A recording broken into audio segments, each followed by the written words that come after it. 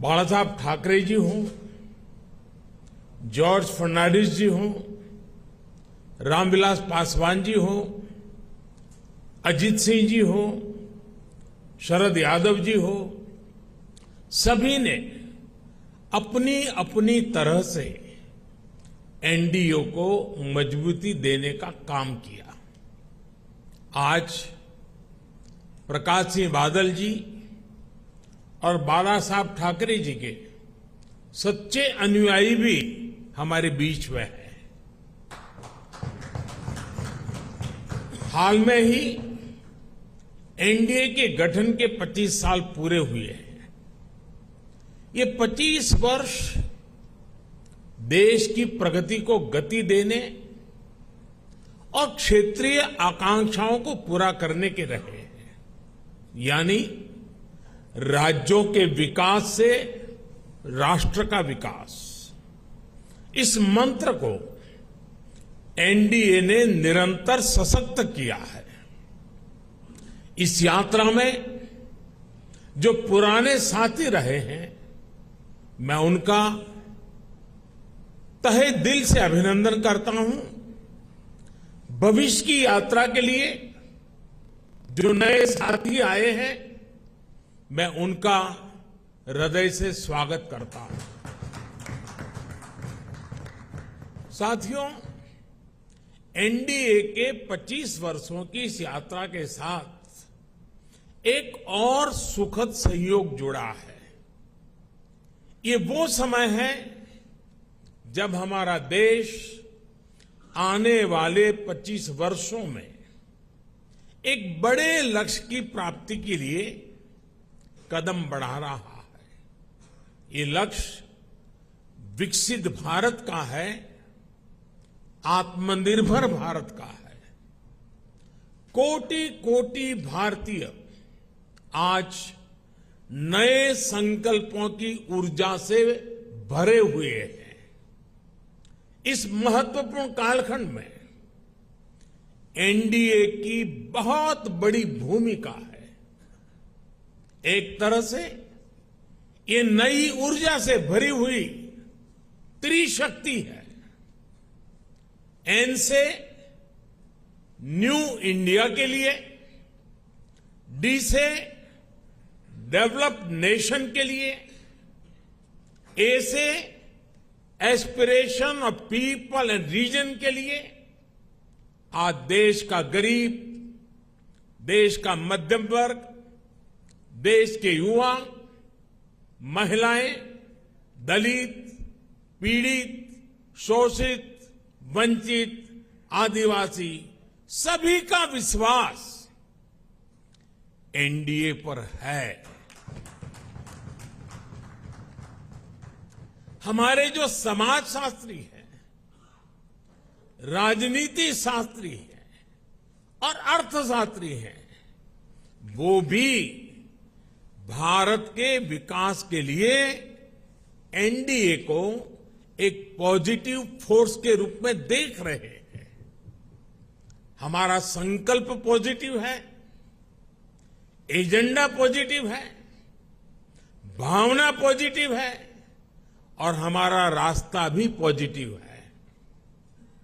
मैं अक्सर कहा करता हूं कि सरकारें बहुमत से बनती हैं, लेकिन देश सबके प्रयास से चलता है।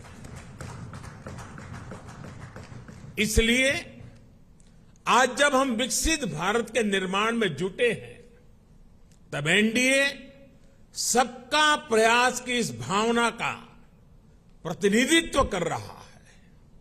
साथियों, हमारे देश में राजनीतिक गठबंधनों की एक लंबी परंपरा रही है, लेकिन जो भी गठबंधन नेगेटिविटी के साथ बने, वे कभी भी सफल नहीं हो पाए।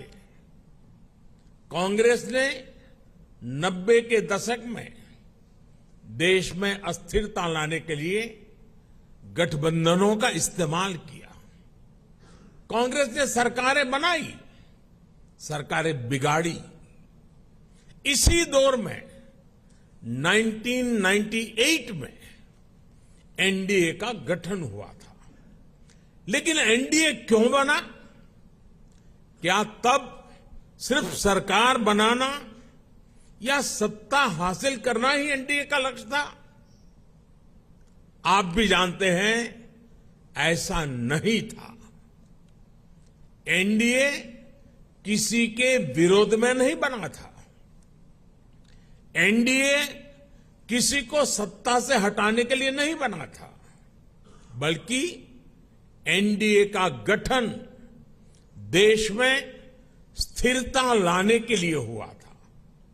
और जब देश में स्थिर सरकार होती है तो देश वो फैसले करता है जो कालजयी होते हैं, देश की दिशा बदलने वाले होते हैं। ये हमने अटल जी के कार्यकाल के दौरान भी देखा और ये पिछले 9 वर्षों में भी हम बार बार देख रहे हैं।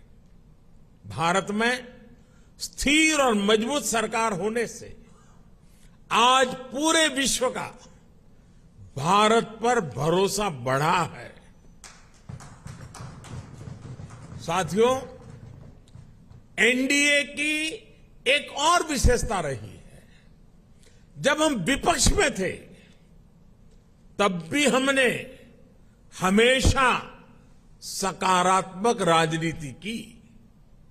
हमने कभी नकारात्मक राजनीति का रास्ता नहीं चुना।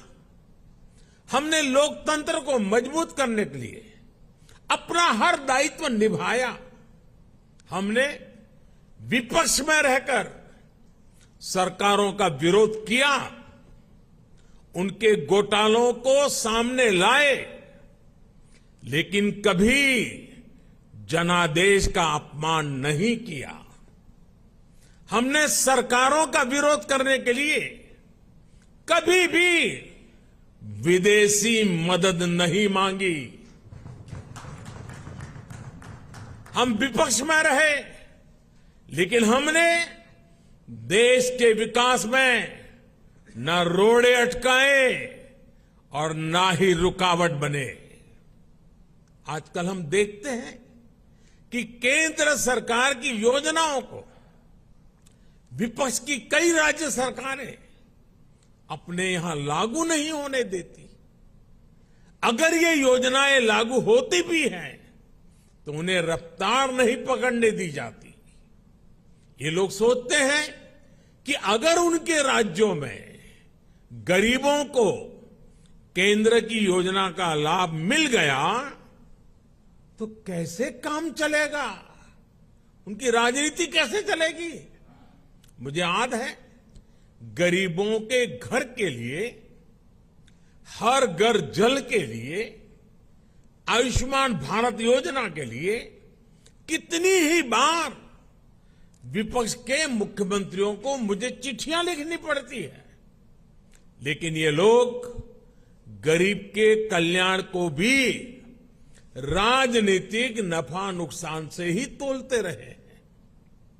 साथियों, जब गठबंधन सत्ता की मजबूरी का हो, जब गठबंधन भ्रष्टाचार की नीयत से हो, जब गठबंधन परिवारवाद की नीति पर आधारित हो, जब गठबंधन जातिवाद और क्षेत्रवाद को ध्यान में रखकर किया गया हो, तो वो गठबंधन देश का बहुत नुकसान करता है।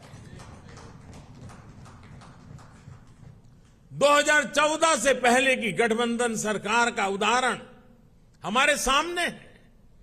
तमाम उठापटक के बीच वो गठबंधन सरकार किसी तरह अपने 10 साल खींच पाई। लेकिन देश को क्या मिला? प्राइम मिनिस्टर के ऊपर भी एक आला कमान, पॉलिसी पैरालिसिस, निर्णय लेने में अक्षमता, भांति भांति के पावर सेंटर्स, अव्यवस्था और अविश्वास, खींचतान और करप्शन, लाखों करोड़ों के घोटाले। आपको याद होगा, जब भी पिछली सरकार के कुशासन पर सवाल उठते थे तो गठबंधन की मजबूरियां गिनाई जाती थी। बहाना एक ही, गठबंधन के कारण। क्रेडिट लेने के लिए तो हर कोई आगे आता था, लेकिन जैसे ही कुछ गड़बड़ होती थी तुरंत अपने सहयोगियों पर दोष मढ़ दिया जाता था। हम सौभाग्यशाली हैं कि एनडीए की स्थिति इससे बिल्कुल विपरीत है, अलग है। हमारे लिए गठबंधन मजबूरी का नहीं बल्कि मजबूती का माध्यम है। एनडीए कोएलिशन कंपल्सन्स का नहीं बल्कि कोएलिशन कॉन्ट्रीब्यूशंस का प्रतीक है। क्रेडिट भी सबका है, दायित्व भी सबका है। एनडीए में कोई भी राजनीतिक दल बड़ा और कोई भी राजनीतिक दल छोटा नहीं है। हम सभी एक लक्ष्य के लिए आगे बढ़ रहे हैं। आपने देखा है, 2014 हो या फिर 2019, भाजपा को बहुमत से अधिक सीटें मिली, लेकिन सरकार एनडीए की ही रही, एनडीए की भागीदारी बनी रही। साथियों, एनडीए के गठन से लेकर ही हमारा संकल्प समाज के अंतिम व्यक्ति तक पहुंचने का रहा है। जो वंचित है, जो शोषित है, उसको सशक्त करना हमारी प्राथमिकता है। आज देश की जनता देख रही है कि एनडीए में कौन कौन से दल हैं। एनडीए में जितने भी दल हैं, वे समाज के ऐसे वर्गों के बीच काम करते हैं जो वंचित रहे हैं, शोषित रहे हैं। हमारे समूह में गांव, किसान, दलित, पिछड़े, आदिवासियों के बीच काम करने वाले ये सारे नेता यहां हैं। एनडीए में जो दल है वो ऐसे क्षेत्रों में काम करते हैं जिनकी पहले दिल्ली में सुनवाई तक नहीं होती थी। एनडीए एक प्रकार से क्षेत्रीय आकांक्षाओं का बहुत ही खूबसूरत इंद्रधनुष है। एनडीए देश के लिए, देश के लोगों के लिए समर्पित है। एनडीए की विचारधारा है nation first, security of nation first.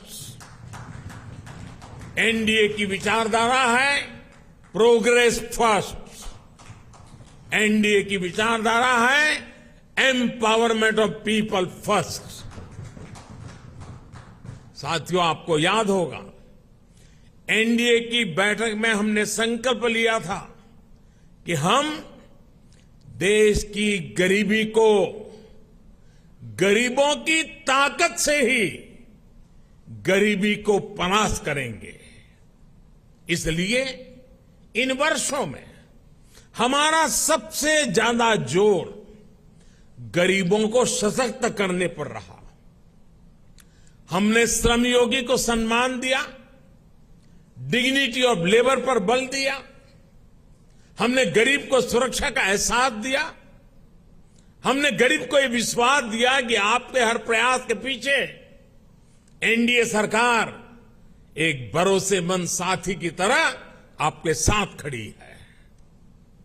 जैसे किसान को अगर सही बीज और खाद पानी मिल जाए तो वो पैदावार का रिकॉर्ड बना देता है, वैसे ही हमने गरीबों को सशक्त करने के लिए उन्हें हर संभव मदद की। इसका परिणाम क्या आया? अभी नीति आयोग की सबसे ताजा स्टडी आई है। आप में से कुछ मित्रों ने उसका उल्लेख भी किया। इस स्टडी के मुताबिक 2015-16 के बाद के 5 वर्षों में ही 13.5 करोड़ लोग गरीबी रेखा से बाहर आ गए हैं। इसके पूर्व वर्ल्ड बैंक की रिपोर्ट के समय सामने आया कि कैसे बहुत कम ही 40-42 करोड़ लोगों ने गरीबी को परास्त किया है। आईएमएफ के मुताबिक एक्सट्रीम पॉवर्टी यानी अति गरीबी भी भारत में खत्म होने की कगार पर है। ये आईएमएफ का रिपोर्ट कह रही है। साथियों, यहां एनडीए के आप सभी साथी तो जमीन से जुड़े लोग हैं। आप देखिए, जब किसी गरीब को पक्का घर मिलता है तो ये सिर्फ एक छत की जरूरत पूरा नहीं करता, बल्कि ये उस परिवार को सुरक्षा कवच देता है, उसके सपनों को पंख देता है। जब गरीबों को बैंक लोन देने के लिए सरकार अपनी तरफ से गारंटी देती है, तब उनको एक साथी मिलता है, एक सहारा मिलता है। और ऐसे में प्रगति के लिए, तरक्की के लिए उनके प्रयास 2 गुने हो जाते हैं। जब गरीब को हम मुफ्त इलाज का भरोसा देते हैं तो उससे एक परिवार ही नहीं बल्कि उसके आने वाली पीढ़ियों का भविष्य भी सुरक्षित हो जाता है। आप सभी जानते हैं कि पहले जब गरीब परिवार में बीमारी आती थी तो उसके पास 2 ही विकल्प होते थे, या तो अपनी आंखों के सामने अपनों को जीवन के लिए संघर्ष करते देखें, या फिर मकान, दुकान, खेत, खलिहान जो भी थोड़ा बहुत पास में हो उसे बेचें या गिरवी रखें। पीढ़ी दर पीढ़ी गरीब को गरीब रखने के इस कुचक्र को भी एनडीए सरकार की अनेक योजनाओं ने तोड़ दिया है। गांधी जी से लेकर बाबा साहब आंबेडकर और लोहिया जी तक सभी ने जिस सोशल जस्टिस की, सामाजिक न्याय की अवधारणा की थी, और मैं समझता हूं हम जो कर रहे हैं वो यही सच्चा सोशल जस्टिस है, सामाजिक न्याय है। एनडीए सरकार ने वोट बैंक की राजनीति को विकासवाद की राजनीति में बदला है।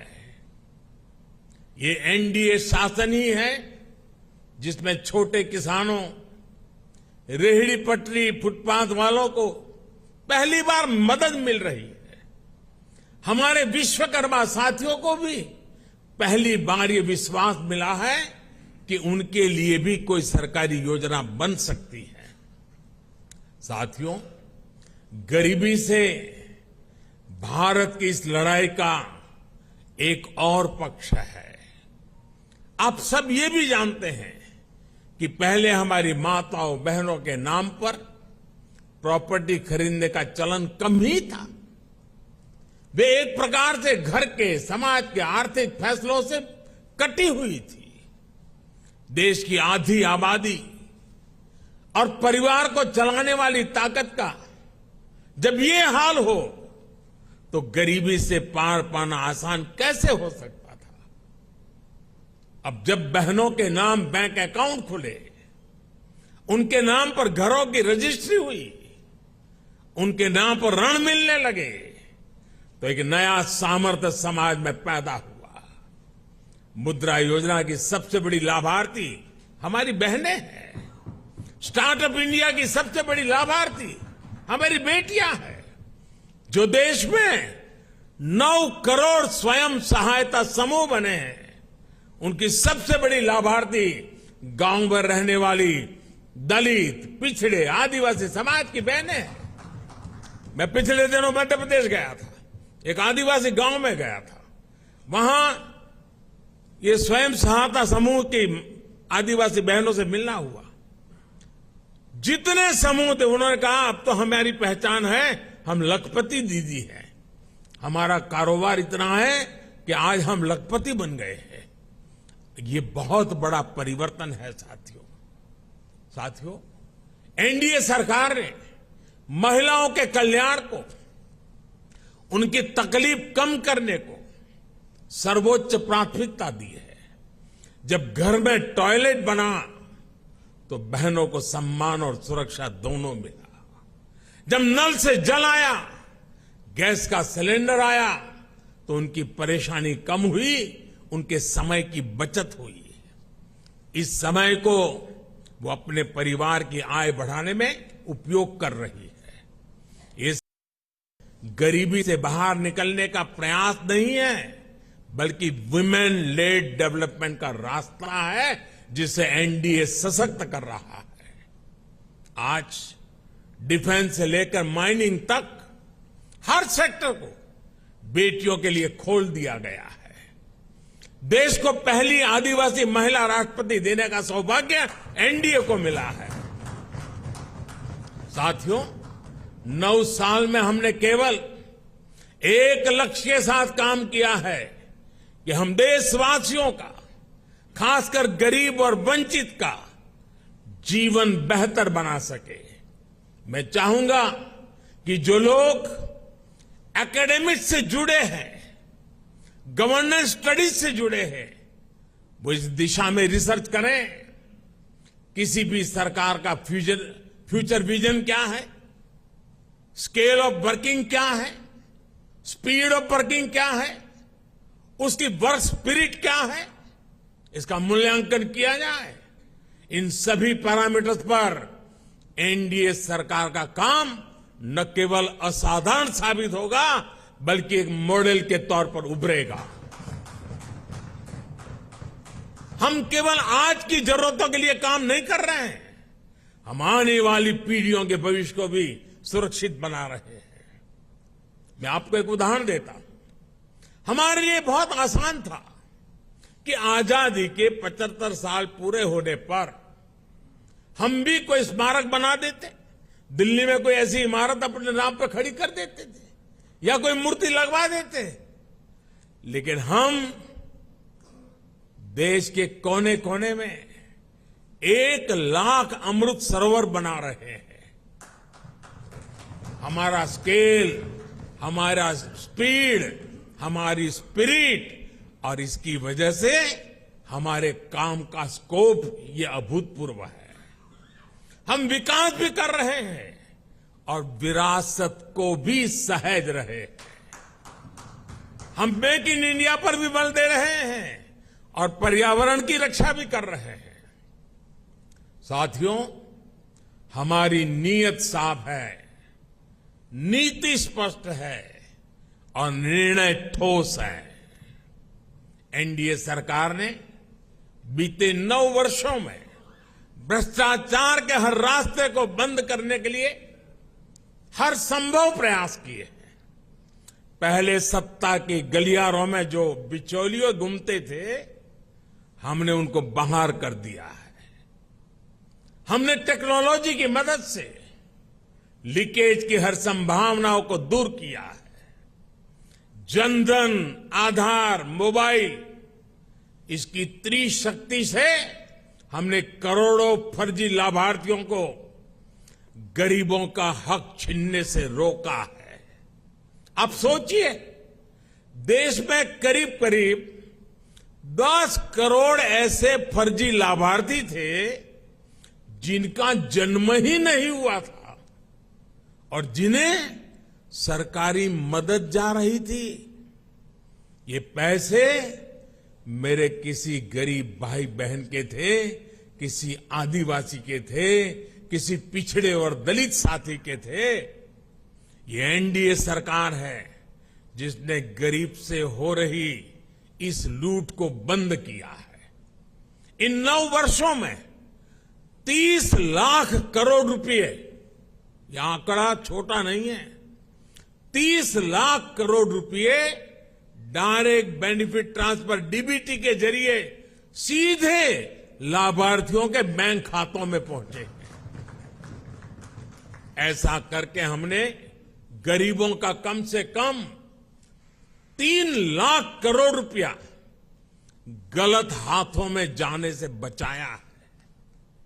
साथियों, लोकतंत्र में राजनीति अलग अलग विजन को देश के सामने रखने का एक माध्यम होती है, लेकिन हर विजन का, हर विचारधारा का मकसद एक ही होता है, गुड गवर्नेंस और देशवासियों की सेवा। पॉलिटिक्स में प्रतिस्पर्धा हो सकती है, लेकिन शत्रुता नहीं होती। आखिरकार हम एक ही देश के लोग हैं, एक ही समाज का हिस्सा है।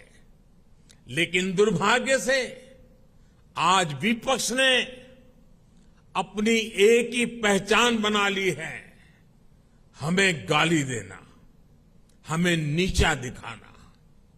बावजूद इसके हम एनडीए के सभी साथियों ने हमेशा देश को दलों के हित से ऊपर रखा है। हमने राजनीतिक सौहार्द और शालीनता को बनाए रखने के लिए प्रयास किए हैं।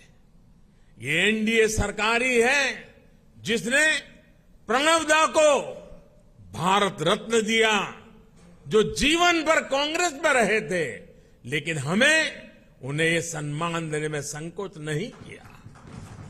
ये एनडीए सरकार ही है जिसने मुलायम सिंह यादव, शरद पवार, गुलाम नबी आजाद, तरुण गोगोई, एमसी जमीर, मुजफ्फर बेग, ऐसे अनेक नेताओं को जो राजनीतिक दृष्टि से हमारे साथ नहीं है, हमारे खिलाफ है, हमने पद्म सम्मान दिया है उन लोगों को।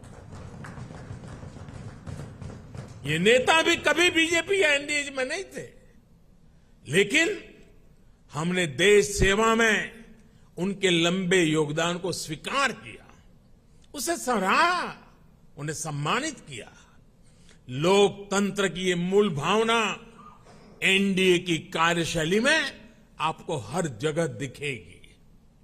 इस समय भारत G20 समिट को होस्ट कर रहा है।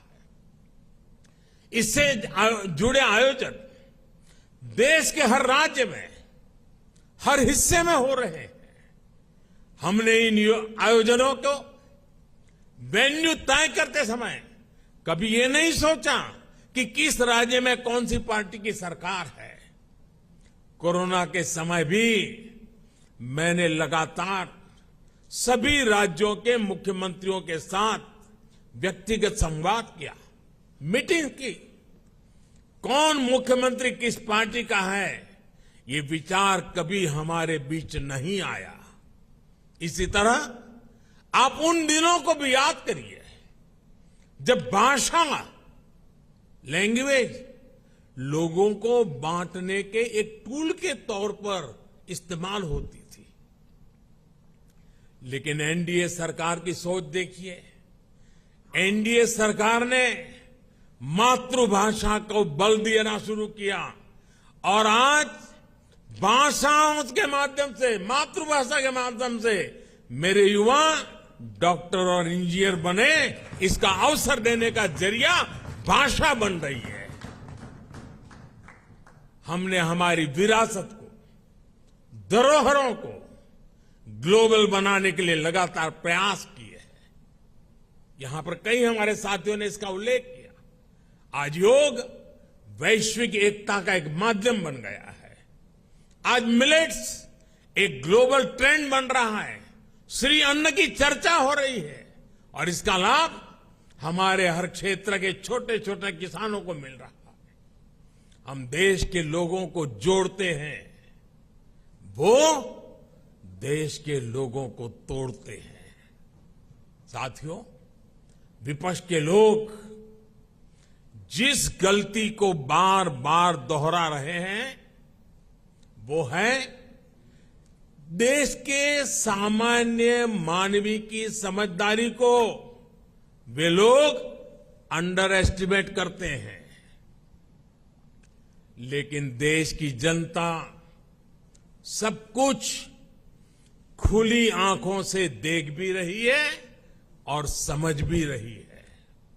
जनता देख रही है कि ये पार्टियों क्यों इकट्ठा हो रही है।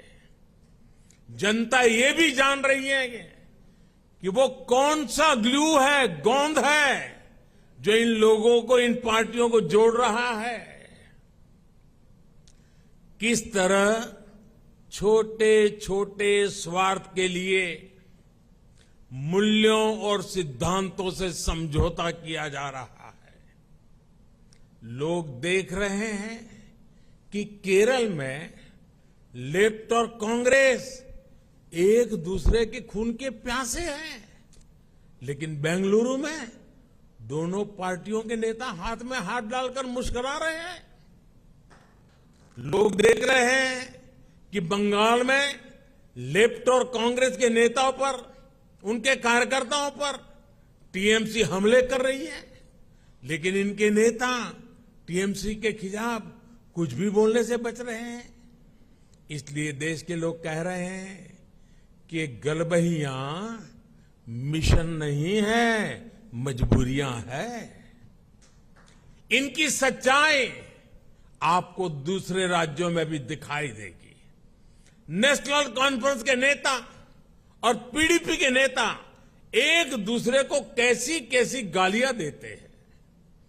आरजेडी और जेडीयू के लोग कैसे कैसे शब्दों से एक दूसरे को नवाजते थे। देश की जनता ने यह सब करीब से देखा है और देख रही है। इसलिए इनकी नुरा कुश्ती हो या मजबूरी की दोस्ती, इसकी हकीकत 140 करोड़ देशवासियों के सामने आ चुकी है। साथियों, अपने राजनीतिक स्वार्थ के लिए ये लोग पास पास तो आ सकते हैं, लेकिन साथ नहीं आ सकते। इन्हें अपने कार्यकर्ताओं की भी परवाह नहीं है। ये अपने कार्यकर्ताओं से उम्मीद करते हैं कि जीवन भर जिसका विरोध किया उसका अचानक सत्कार करने लगे। अब ऐसे में इन दलों का कार्यकर्ता खुद भ्रमित है कि करे तो क्या करे। कहूंगा कि जो लोग आज मोदी को कोसने के लिए इतना समय लगा रहे हैं, अच्छा होता वो देश के लिए सोचने में, गरीब के लिए सोचने में अपना समय लगाते। हम उनके लिए सिर्फ प्रार्थना ही कर सकते हैं। साथियों, 24 का चुनाव बहुत दूर नहीं है। देश के लोग मन बना चुके हैं कि तीसरी बार फिर एनडीए को ही अवसर देना है।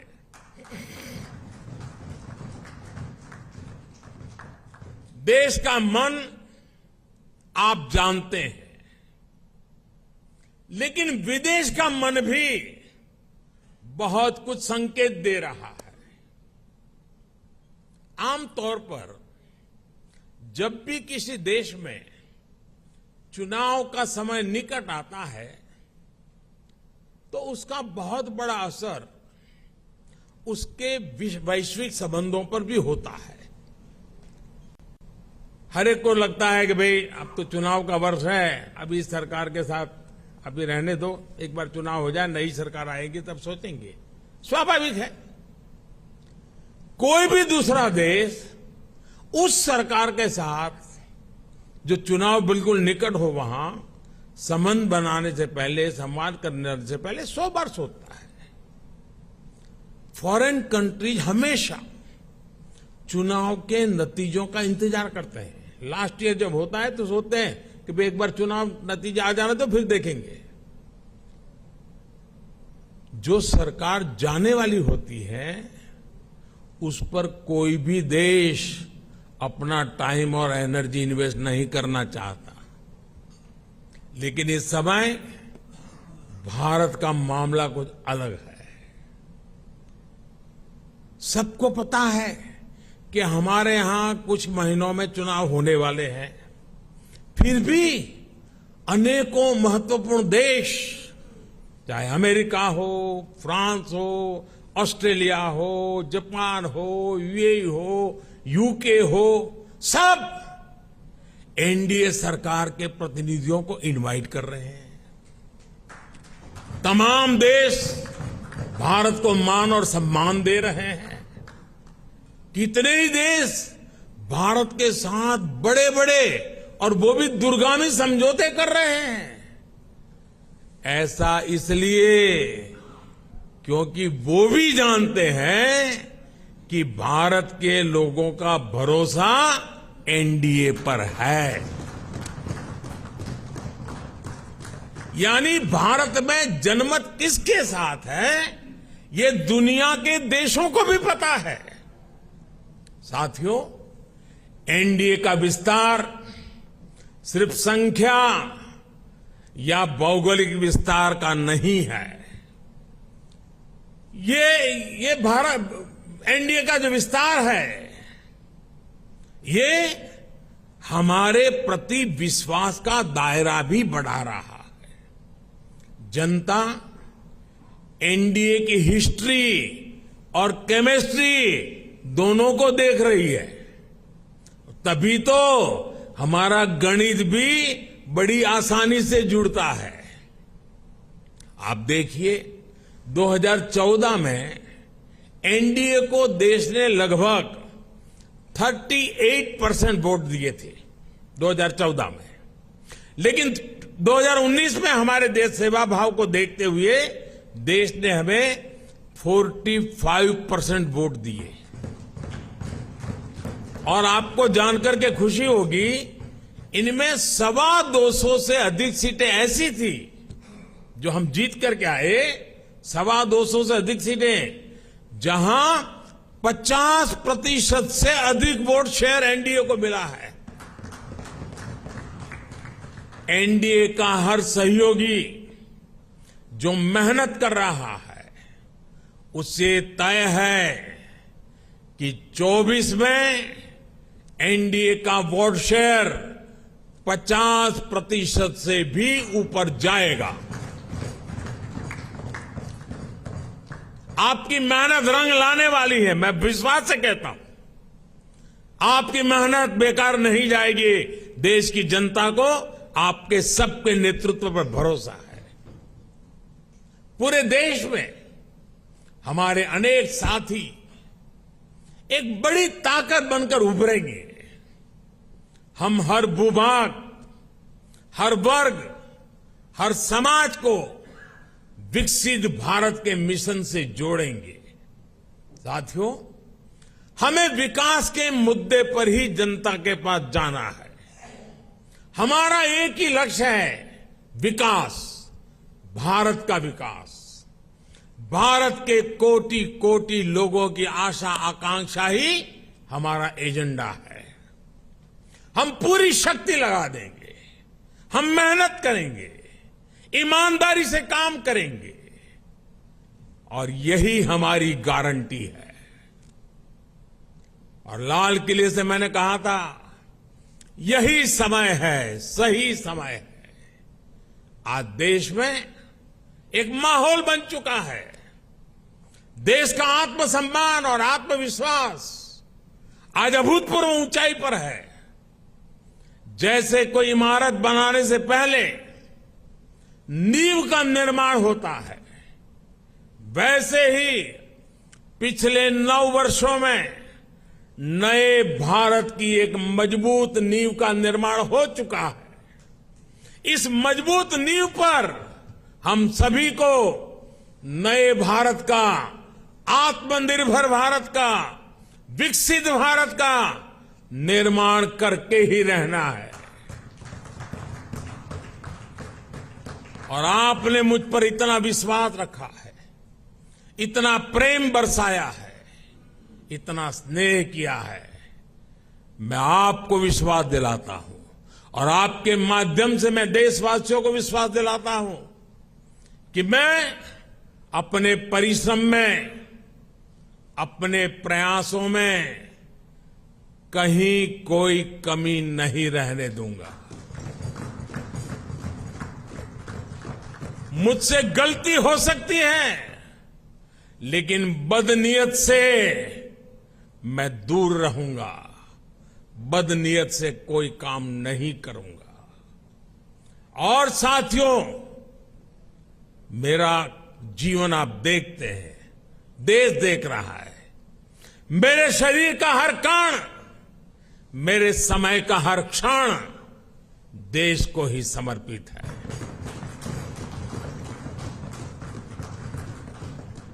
आपका ये विश्वास, आपके ये आशीर्वाद, ये मेरी ऊर्जा है।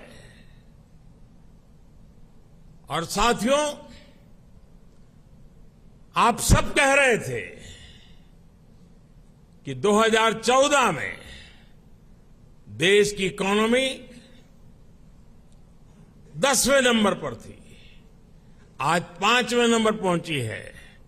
और मैं आपको विश्वास दिलाता हूं, एनडीए के तीसरे टर्म में इस देश की इकोनॉमी दुनिया में तीसरे नंबर पर होके रहेगी। हर सपने संकल्प है, और हर संकल्प सिद्धि के लिए हम जी जान से जुटे हुए लोग हैं, समर्पित भाव से जुटे हुए लोग हैं। और आज जिस उमंग और उत्साह से आपको एक एक की बात जो मैंने सुनी, मेरे लिए भी बड़े प्रेरक थी, उत्साहवर्धक थी। आपका विश्वास, विजय का विश्वास, जन सामान्य की सोच को बखूबी व्यक्त करने का आपका तरीका वाकई प्रभावित करने वाला था। मैं मानता हूं कि 25 साल की यात्रा की आज की ये महत्वपूर्ण बैठक, 25 साल बाद देश जब 100 साल की आजादी मनाएगा, हमारे सामने भी 25 साल का नक्शा है। दोस्तों, देश जब अमृत महोत्सव मना रहा है तो हमें सेवा करने का मौका मिला है। और आप लिख के रखिए, यही लोग हैं, यही लोग हैं। जब देश 100 साल की आजादी का पर्व मनाएगा, आप ही के परिश्रम से, आप ही के पुरुषार्थ से, आप ही के नेतृत्व से ये संभव होने वाला है। ये मैं साफ देख रहा हूं। दोस्तों,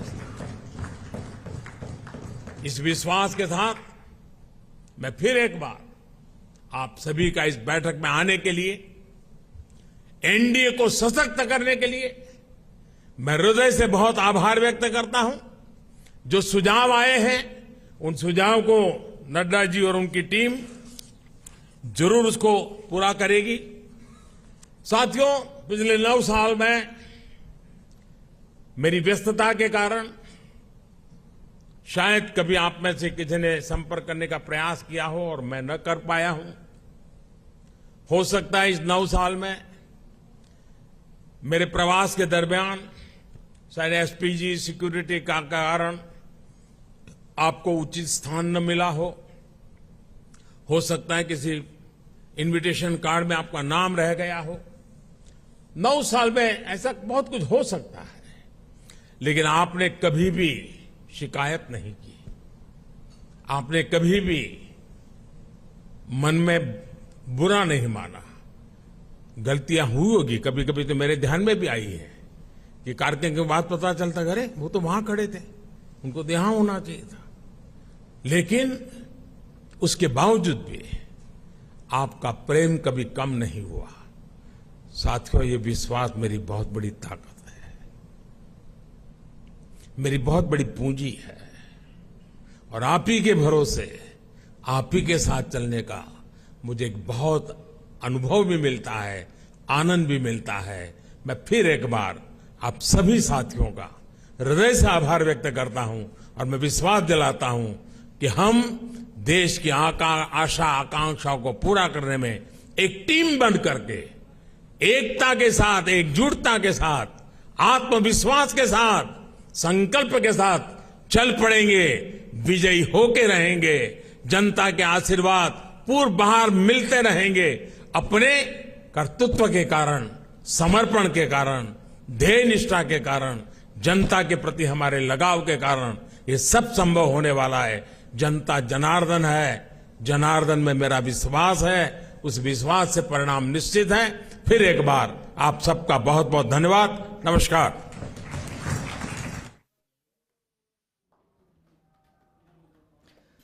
प्रधानमंत्री मोदी को आप सुन रहे थे, जो एनडीए को संबोधित कर रही थी। उस एनडीए को जिसमें बीते 9 सालों में बड़े बदलाव आए हैं, उस एनडीए में जिसके अंदर कई चेहरे चले गए बाहर तो कई चेहरे नए आए हैं।